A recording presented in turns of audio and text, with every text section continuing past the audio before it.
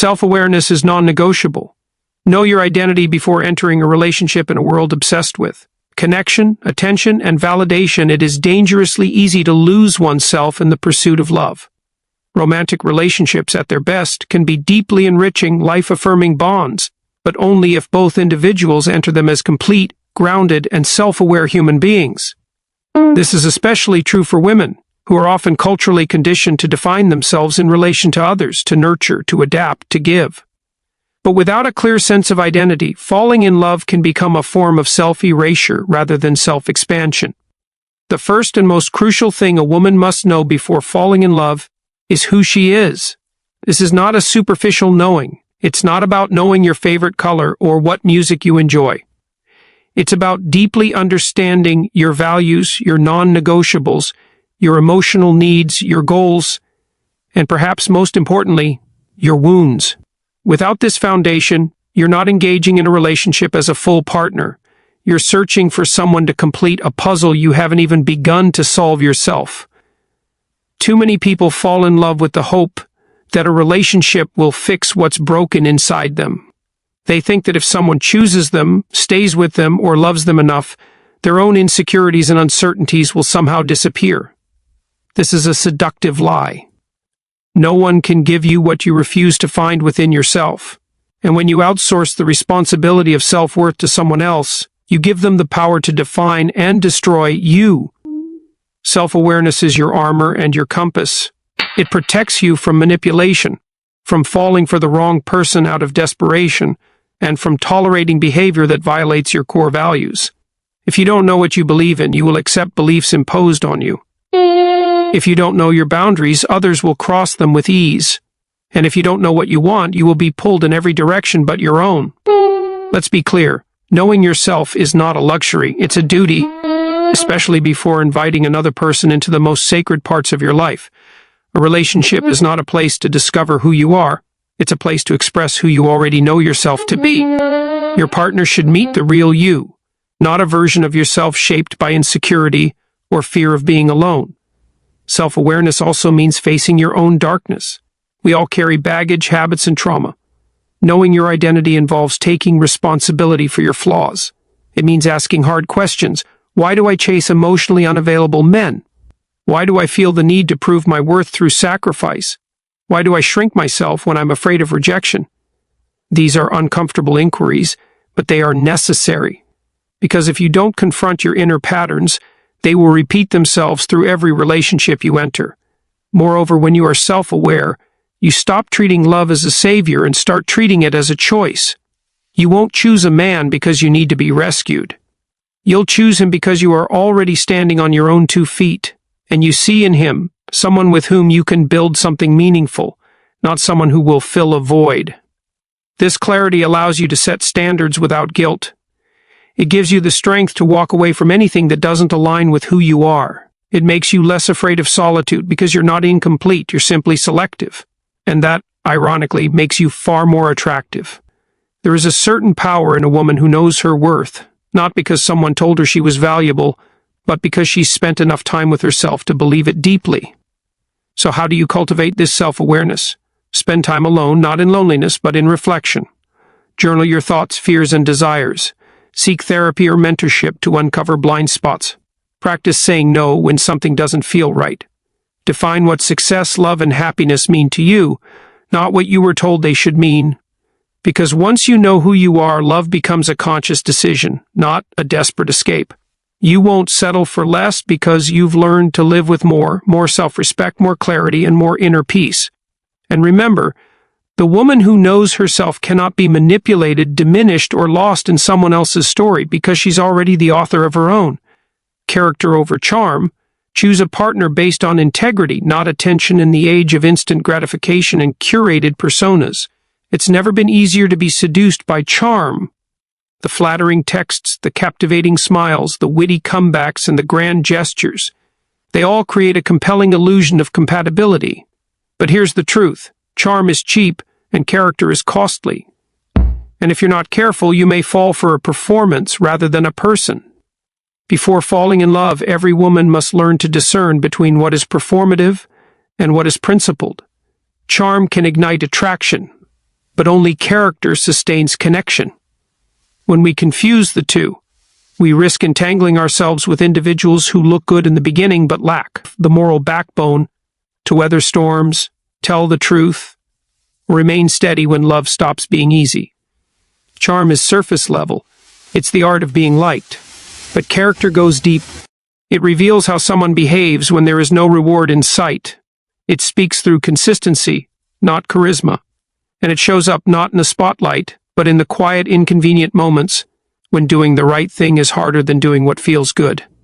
You must understand this. Attention is not affection, and affection is not respect. Many women mistake romantic pursuit for genuine care. Just because a man calls every day doesn't mean he truly listens.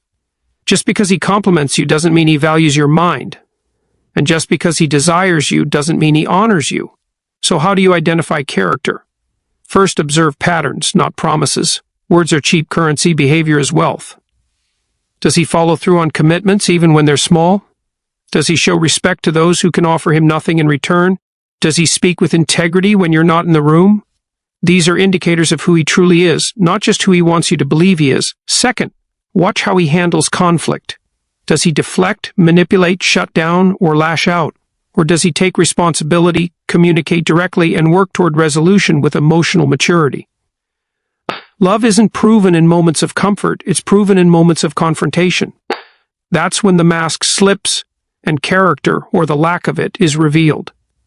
Third, examine his relationships with others, his family, his friends, his co-workers. How does he talk about women in general? How does he treat service workers? How does he act when he doesn't get his way? A man's relationship with the world will eventually become his relationship with you. Don't assume you'll be the exception. Also, pay attention to how you feel about yourself when you're around him. A man with character will amplify your dignity, not diminish it. You'll feel safe, respected, and heard, not just flattered or desired. You won't feel like you're being tested, played, or kept guessing. Games are for people who don't know how to love with honesty.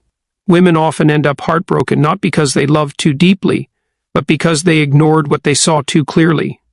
They wanted the story so badly that they overlooked the evidence. They clung to chemistry, believing it would evolve into commitment. But chemistry without character is chaos in disguise. The reality is this: anyone can pursue you, but not everyone is worthy of you. Just because someone shows up doesn't mean they deserve a place in your life. You must raise the bar not on charm, but on character. What values does he live by? Does he have a sense of purpose greater than himself? Does he apologize when he's wrong? Does he honor your boundaries?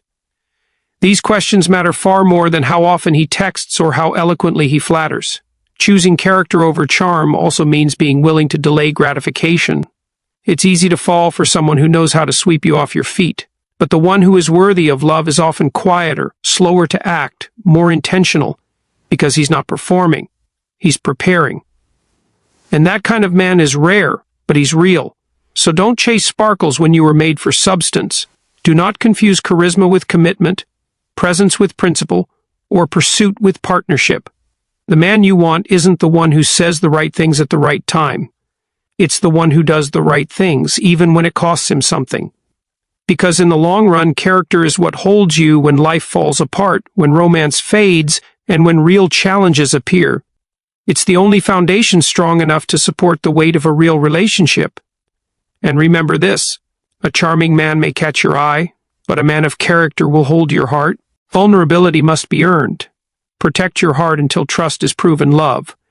Without vulnerability is hollow, but vulnerability without discernment is dangerous. Every woman must understand this before falling in love. Your openness is sacred, and not everyone deserves access to your emotional core. In a culture that romanticizes falling fast and wearing your heart on your sleeve, we often forget that real love requires more than just passion. It requires protection, patience, and proof of trustworthiness. Vulnerability is the willingness to be seen as you truly are, to share your fears, your hopes, your wounds, your insecurities. It's the courage to say, "'Tis is me," unfiltered. But that level of openness must not be given lightly. You don't walk into a battlefield unarmored, and you don't hand over your heart to someone whose integrity has not yet been tested. Many women confuse emotional intensity with intimacy. Just because you feel deeply does not mean the connection is safe. Just because someone is eager to know everything about you doesn't mean they deserve it. Love is not measured by how quickly you open up. It's measured by how wisely you do so. You have the right to guard your story until you are sure it will be held with care. You have the right to withhold parts of yourself until you see how someone reacts to the smallest, simplest truths. If they cannot honor your boundaries in minor matters, they will certainly not protect your vulnerability in major ones. This isn't about building walls out of fear. It's about building gates with discernment. A wall shuts everyone out. A gate opens to those who earn trust through consistency, respect, and emotional maturity. You must understand there are people who will use your vulnerability against you, not because you were wrong to share, but because they never deserved your trust in the first place. A mature woman learns to pause. She does not let loneliness or flattery push her into premature emotional nakedness. She asks herself, has this person shown the character necessary to carry the weight of my truth?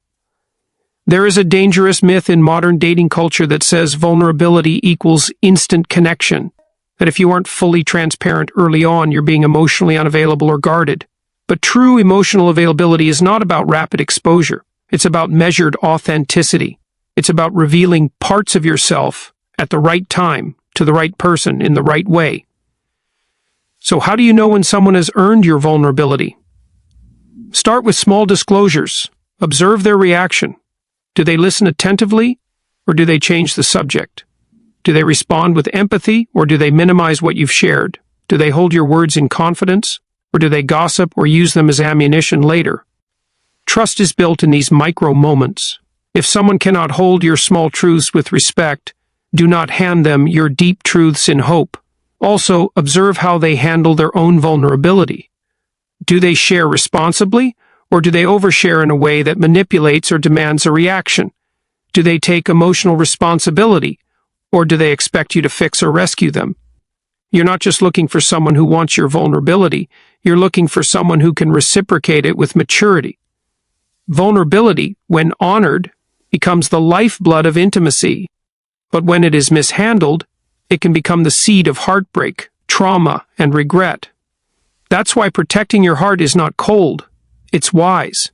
You are not a fortress, but you are also not a revolving door.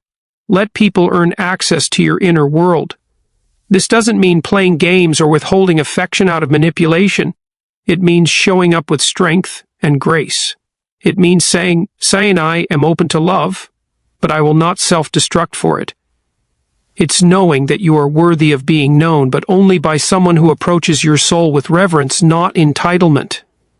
There is immense power in a woman who owns her vulnerability but does not weaponize it, abuse it, or give it to those who have not shown themselves to be protectors of trust. Such a woman will never lose herself in a relationship, because she is guided not just by emotion, but by discernment. Remember this, vulnerability is a gift, not a transaction. It is not something you give in order to be loved. It is something you offer because you are already rooted in your worth. Let your heart be open, but let your wisdom stand guard at the door, because when love is real, when a man is truly worthy, he will never rush your walls, he will earn the key. Love should amplify, not suppress.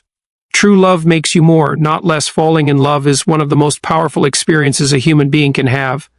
It can ignite purpose, awaken depth, and bring light into the darkest places of your soul. But there's a vital truth every woman must understand. Before she surrenders her heart, real love does not diminish who you are. It magnifies it. Too often, women enter relationships hoping to be seen, but instead, they become smaller. Their voice softens, their opinions shrink, their dreams get shelved. They become more agreeable, less assertive, more adaptable, less authentic. They confuse compromise with self-erasure. And somewhere along the way, they wake up and wonder, where did I go? That is not love. That is absorption. That is self-abandonment, dressed in romantic ideals. And it's one of the most heartbreaking forms of emotional betrayal, not by your partner, but by yourself. Love should not require you to shrink.